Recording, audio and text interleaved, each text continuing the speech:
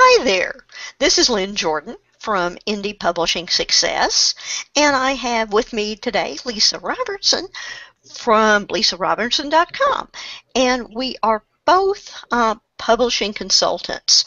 So and authors.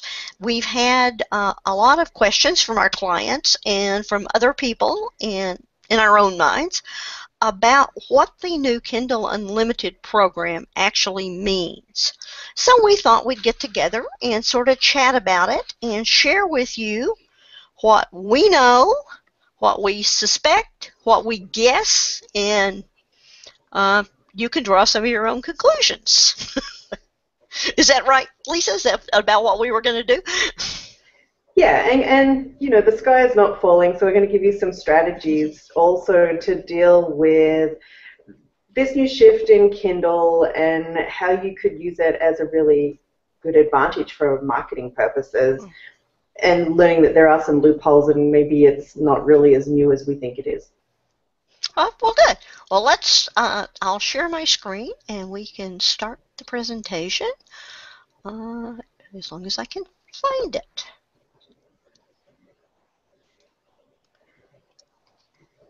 What it is like I said, this is what it means for you. And we have a few things of what we know for sure. We'll start off with what we know for readers and members. It's going to be $9.99 a month. They've launched it with a free trial. The question is, how many readers are actually spending $9.99 a month now for books? What do you think in your audience, Lisa? You know, for my audience who do a lot of nonfiction, probably, you know, for myself, I looked at that and went, only $10 a month? Yay. Because I'm pretty sure I'm spending I think I'm spending much closer to 20 to 25 per month. So I think they've priced it really well, but, you know, we'll see how that goes. Mm-hmm. Yeah, part of my audience is actually romance readers, where I point them to some of the books. A lot of the books I point them to are either free or 99 cents. So they're getting bargains already. However, I have polled them quite a bit about what they're going to do, and we'll get to that in the presentation a little bit later. The next thing is you have to use a credit card to sign up, and that really surprised me. They will not accept a debit card. And if I'm not mistaken, my debit card's what's linked to my Amazon account, so I have to check into that. And I wonder if it's because of, I'm not sure exactly why. Chargebacks, maybe? That's interesting because I signed up with my debit card and didn't have a problem. No, with the unlimited? Yeah, it just asked me if I wanted to add it to my current account. I said, absolutely. Why not? We need to see how it works. And it was not a problem. That's very interesting because in their terms of service, that's very clear that debit will not do. Yeah, really. I didn't read the terms of service thing. Well, I did, trying to figure out what all this really means, you know. Only certain books are going to be in the program, and that has been sort of a surprise for some of the people who have signed up because, you know, the way they're advertising it with over 600,000 books, and that's probably true, but you'll have to check and see whether the books you really want are in the program or not. You can have up to 10 books at a time. Basically, this is a rental program. They're sort of comparing it to Netflix, you know, where you can keep them as long as you want, but you can only have 10 at a time. So you have to give one back in order to get another one if you already have 10. and the books are going to be removed if you cancel your subscription. We've learned that the books that are already, the books you get from the Kindle store, you don't really control them. Kindle controls them. Amazon controls them. There was a real famous case a couple of years back where they found out a person didn't have the rights to the book that they had put up in the Kindle store, and so they pulled it back from all the devices. So that can be bad. On the other hand, if a book you have on your device gets updated, you automatically receive an update, and so that can be good too. And the program is in the U.S. for now. We think they're going to expand it, but right for now it's only in the U.S. And it does have an audio component, which I found interesting. If a book is listed with a Kindle Unlimited with narration, you do get the audio with that, and it has their, what they call it, whisper sync. So you can listen to some of it and then switch over and start reading where you stopped listening and vice versa. Yep. It also comes with a 3-month Audible membership. And I don't know what happens after the 3 months. Do you sign an agreement that you need to cancel it, Lisa, or...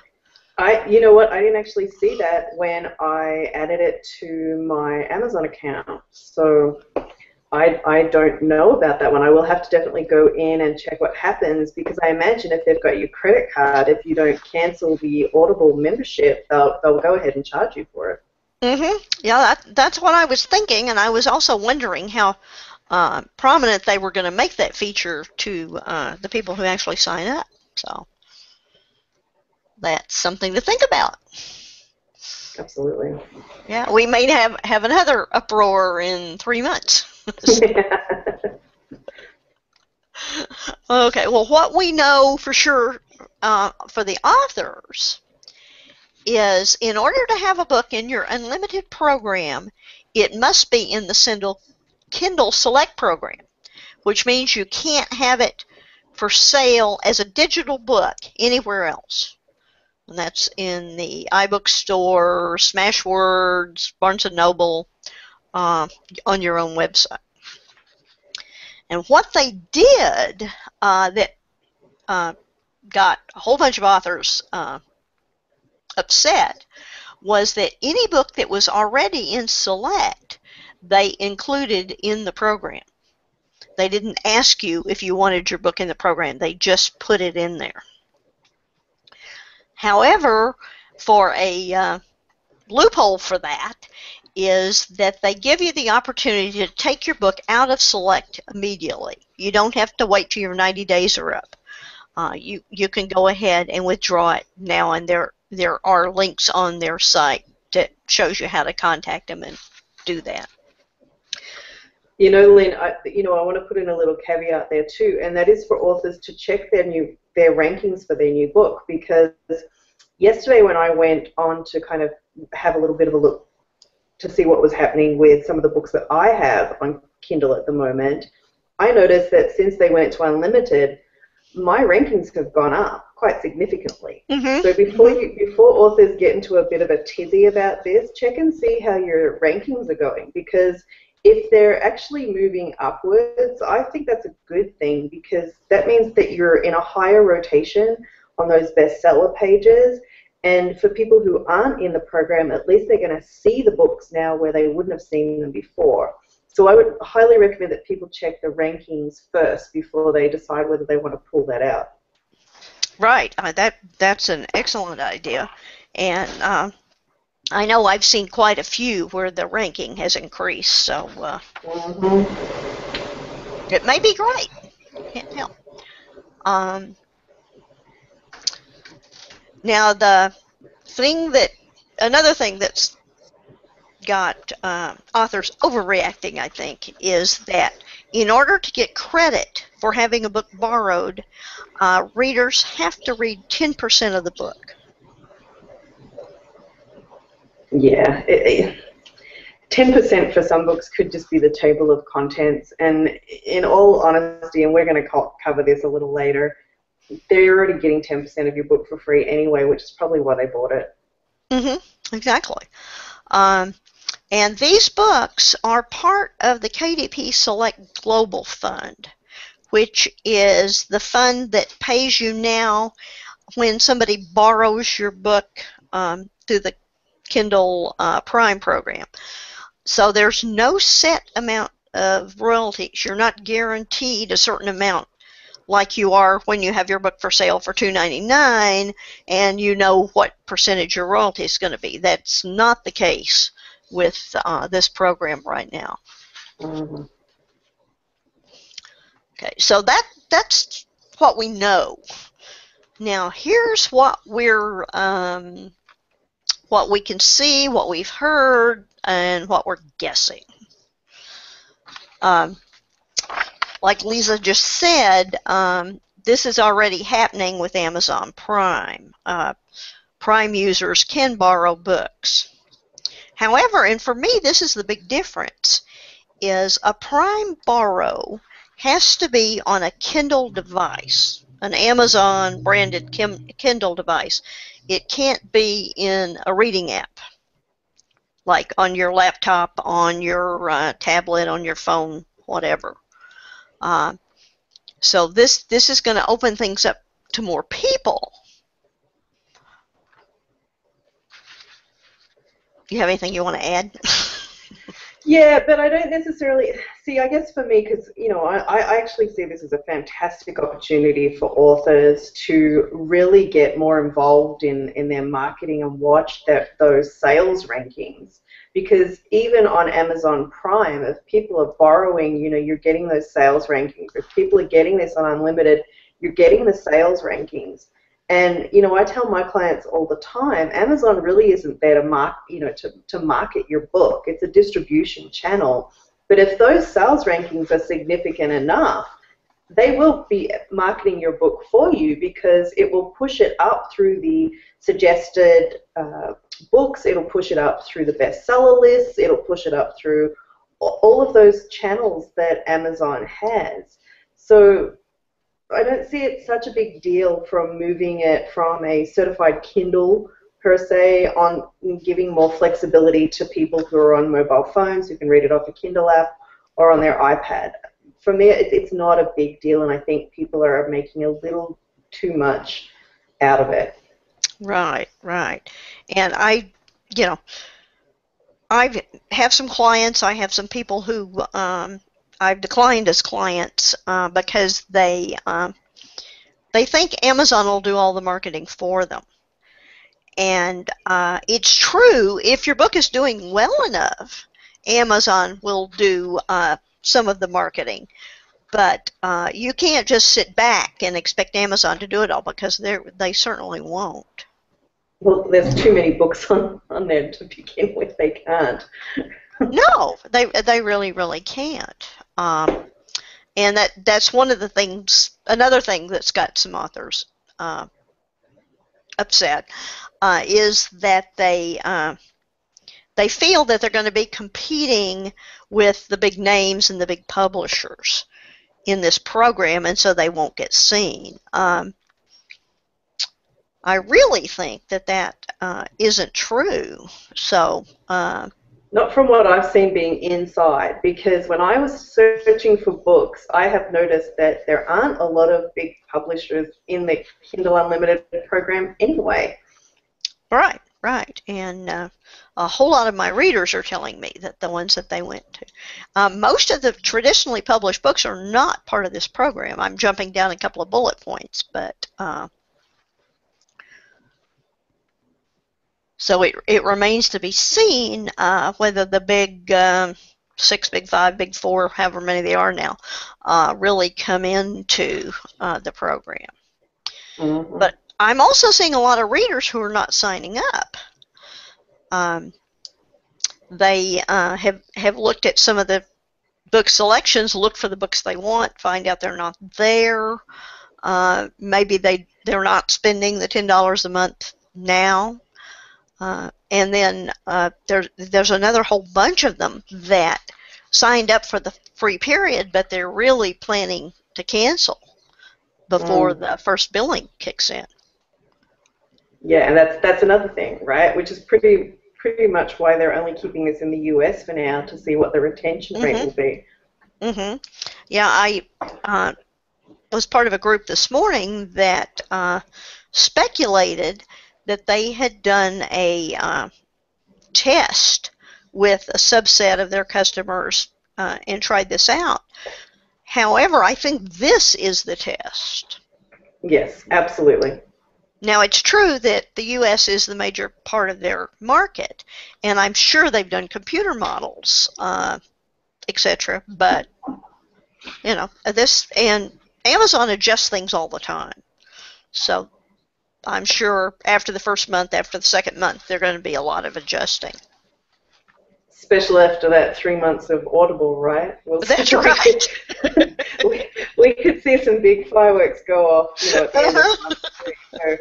So look out, you know, at around Halloween, it could be Amazon walking around in a skeleton closet. That's right. And I think that's something to really point out too. At this point in time, it really is too early to see whether this is going to be horrible for indie authors or absolutely super fantastic for indie authors. But as it is set up right at this second, it doesn't really seem to make things too much different, except for give indie authors the opportunity to boost up those rankings, which for me, that's really the most important part of this, is to get those rankings up. Absolutely. And I've seen so many authors in the last 2 days with knee-jerk reactions, and it's really quite comical because there's authors pulling their books out of other distribution channels and putting them into Select. And there's, I think, about the same number of authors pulling out of Select and going into the other distribution channels. It's Chicken Little. The sky is falling. The Kindle sky is falling. And it's, you know, and it's based on, for a lot of these, it's based on a couple of hours of data, you know. Yeah. So you don't know yet, you know. No, but being prepared for it, and just saying that this is the new wave of the future, one of the things Lynn and I want to talk about is how you can prepare for this and use it to your advantage, because this doesn't have to be a bad thing. Absolutely, and that leads us into our possible strategies. We've got some ideas for you, and we've tossed some of these around, and basically we're going to have to try things and see what happens. But this gives us a new way of distribution. So it can be worked into part of a great strategic marketing strategy. Absolutely. You know, and I work primarily with nonfiction authors, and one of the things that we work on in every single book they do is the back end, and that is that the book is merely the top of the funnel, the top of where you want clients and potential customers to come in. And what I see with Kindle Unlimited is this incredible opportunity to be very strategic with your marketing inside your book to get people into that sales funnel. Because if this is going to mean that your content, albeit free, but we don't know that for sure, because if they read more than 10%, which could be your copyright page and your table of contents, you could conceivably still make money off this book, even though it's for free. But the aim is to get them into the sales funnel. So knowing this, especially for nonfiction writers, this should actually be something that they're excited about, not running for the hills. Right. And even for fiction authors, you can get introduced to new readers. If the reader is looking at this as it's a free book, they're not paying any more for it, they're more willing to try out newer authors that they're not familiar with. So you can grow your readership then. And then you can decide whether you want a lead-in book in the unlimited program and the rest of yours outside that, or not. Or you could have, the first couple or three in the series as part of the program and the rest of the series outside of it. Well, there's marvelous flexibility. The same as you could do stacking too. Like if you did a couple of short stories, you put them up on KDP Select, and then you bundled them in one big book, and that did not go on KDP Select. So you'd have that larger content book that you could then put anywhere you wanted, because you didn't put it in the Select program anyway. And you've got these other little books that are increasing your readership. I mean, as I said, it's all about strategy and knowing how to use what's being given to you as an author in the most strategic and optimal way for visibility, credibility, and sales. Right, absolutely. There's several ways to make yourself more visible in this marketplace, because you are competing. People say, well, you're competing more with books in the program. You're competing with all the rest of the books on Kindle anyway. So you do want to make your book stand out regardless. Some people have suggested if you raise the price of the book, then when they get it as part of the program, it seems more of a bargain. Well, that's one way to go. But I think good writing is going to be the key for any of it.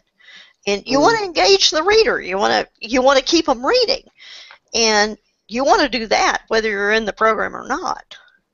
Exactly. The old strategies are still going to be the new strategies, right? Absolutely, absolutely. One thing about the pricing structure as people are perceiving it is that it's more beneficial for shorter books than longer books. And this is a big assumption that I think has no basis in fact. Based on the history of the lending program now, the payout on that has been from, I think, $1.70 to $2.30 some odd cents per borrow. So people are sort of rounding it off and saying that it's $2 per borrow, and they're expecting that to carry over into this program. Yes, none of us know to get those reports next month, right? We don't know that. We won't know it till Amazon sends out the email and says this is how much it is this month. If that's true, then a book that sells for $2.99 will come out about even, a book that sells for $99 will come out ahead, and a book that's more than $2.99 will lose royalties. But that's a big assumption to say that we know what that royalty rate's going to be, because I don't think even Amazon knows that. I don't think they do either, and I think that's where people just need to keep watching their report sheets inside of their Amazon account, keep plotting those graphs, and see how they show up over the next 30 to 60 days. In fact, we may not know for 2 months how this is really playing out as far as royalties coming in. It really is speculation at this point. It is, and like I said, I think this is a test from Amazon. They don't know either, so. No. People hear that $2 million figure and they get really excited about it. I don't know anyone who's made $2 million with a Kindle book. Well, $2 million is the amount of money supposedly that Kindle's put in this pool to pay out the authors. But there's no guarantee that all that's going to be paid out. And there's no guarantee that each individual author is going to be get a certain amount. We don't even know that the shorter 99-cent books are going to be paid at the same percentage as the longer books. They have in the past under the Prime program, but who knows? It's Yeah, and again, as I said, this is all about really now just watching and figuring out how are you going to use it to your advantage moving forward. If this is Amazon's new baby of the future, which it more than likely is, because Amazon's not one to give up on things quickly. It tends to try and tweak them and rename them and roll them over and get them to the way they want them. Then as authors, we need to look at how we can best maximize our results and not point fingers at Amazon and say, oh, it's all your fault that I'm not making any money. Right, absolutely. And just like before, you need good keywords, you need good descriptions, you want to fluff up your author profile, make sure that it has all the information, it's quite detailed, because you want the readers to get to know you as an author. So everything you can do for that is going to help your sales, no matter how you're selling. Exactly. And then I think, and I think Lisa has indicated too, that this is a marvelous opportunity for series. Oh yeah, and you know what? You know, Lynn, I'm a fan of the Kindle series, even for non-fiction writers. I think that series books are definitely the way to go. They're definitely these shorter series books where people can just get one little snippet at a time. They're definitely a new trend for the future for how people are going to want to take and need their content, especially as we move mobile. You know, people are going to want to read shorter books on the way to and from work, from commutes, just like podcasts. And I always tell people, think of your Kindle books like a podcast. So series are fantastic. Oh, that's a good analogy, yes. And I know with the fiction, people don't want to commit the amount of time it takes to read a huge book. They like the shorter reads. Now,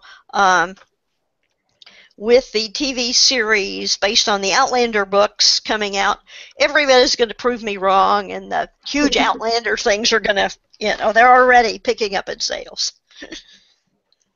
I think that's a little different, though. I think when we have books that have crossed over into, popular culture, that's a little different. And we can't be basing things on the one in 100,000 or one in 250,000 that leaks its way into popular culture. So I think using those as comparisons is a little silly for the majority of authors. Yeah, that was sort of a facetious example, but yeah, but I'm glad you put it in there because people will grab that. They will grab that and say, "Oh, well, look what happened." But in reality, it's not relevant to most of us unless we are crossing over into popular culture.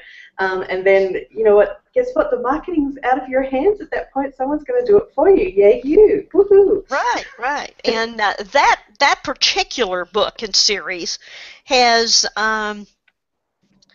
been totally unusual in the you can in no way use that as this is what the normal publishing process is, because it isn't. I was in a writing group with her when she sold the first book, and it's nothing about that book is the normal publishing process. I think what we're both telling you is that it's no different than it is now. You have to promote yourself, and you have to be constantly promoting. You have to be testing things, find out what's effective. And willing to test again and again and again. And be willing to change tactics. Absolutely. Sometimes I get from my clients, they haven't sold anything, things aren't working, and I can just go to their Amazon sales page and I can see the cover, the description of the book, the fact that there is no reviews or endorsements. Sometimes it's a tweaking of your page. And that might even be true for this Kindle Unlimited. I mean, what if your book goes free and still no one wants to read it? Right. If you can't give it away, you're not going to be able to sell it. Right. Right. So I think that's something that people need to remember as well. This is a good test to see how good your content can stand up in an Mhm. open market, Mhm. in even opener market.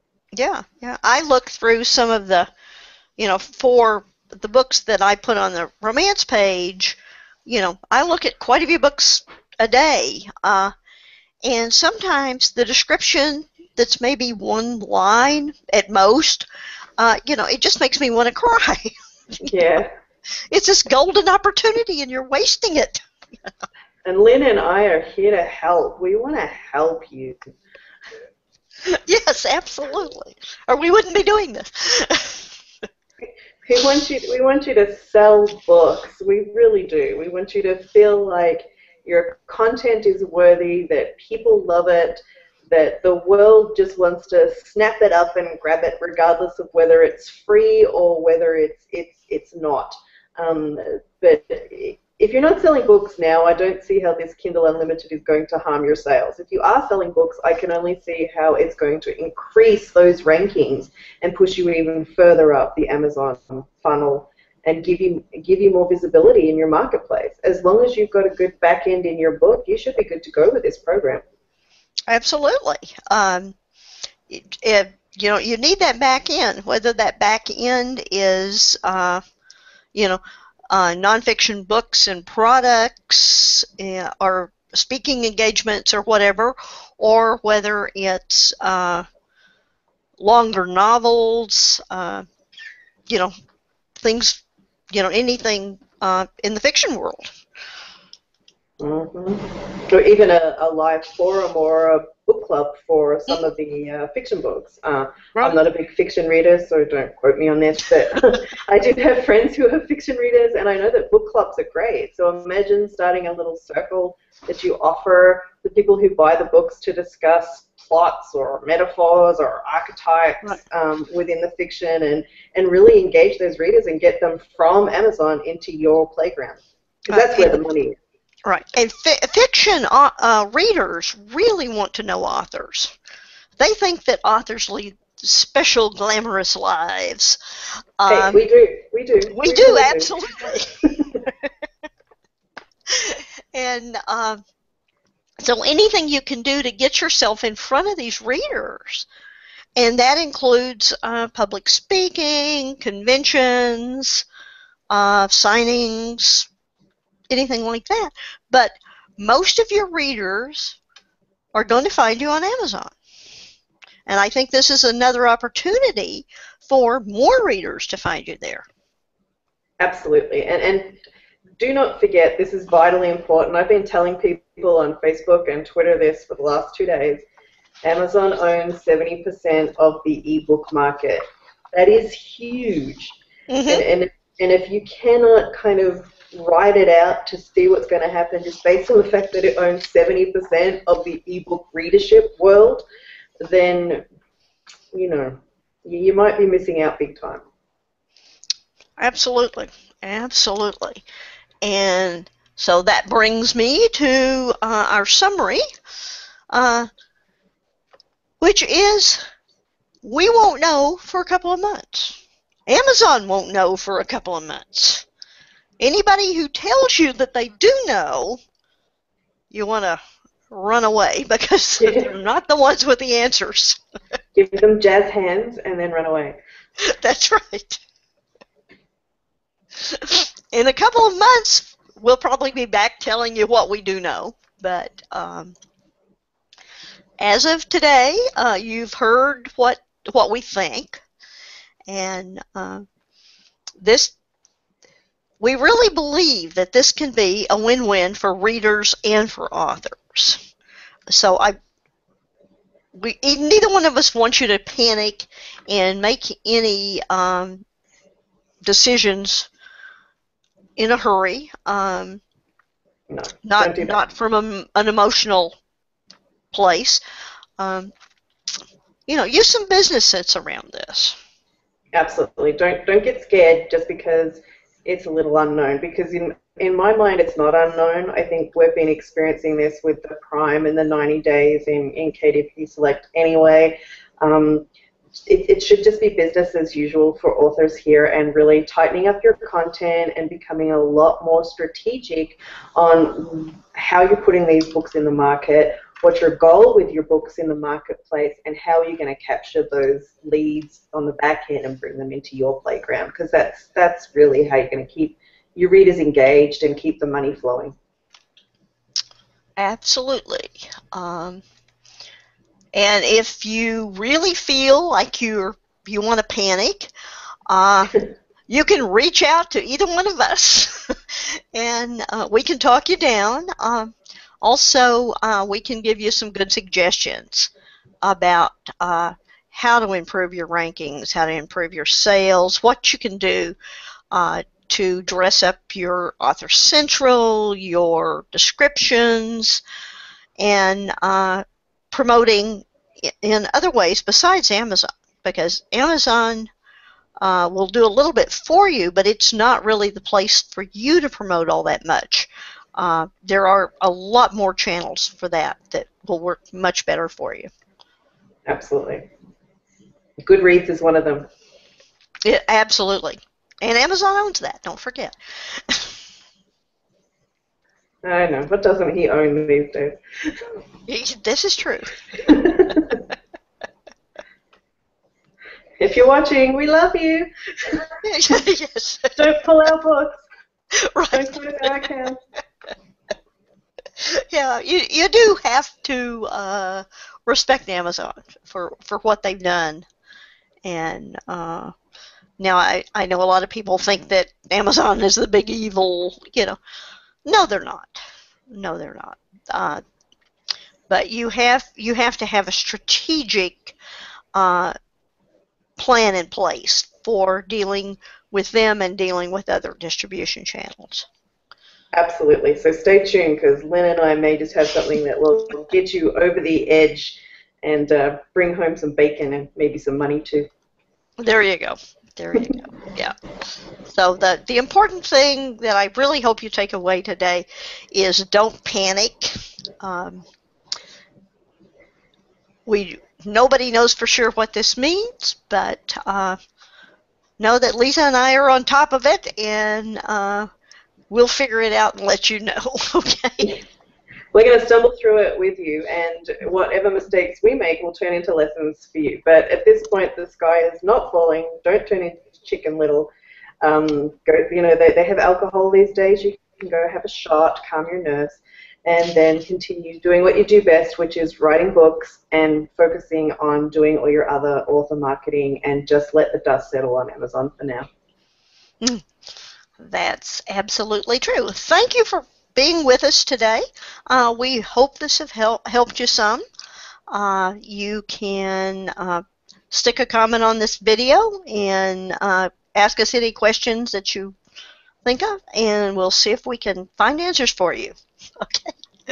Thank you. Good night. Thank you.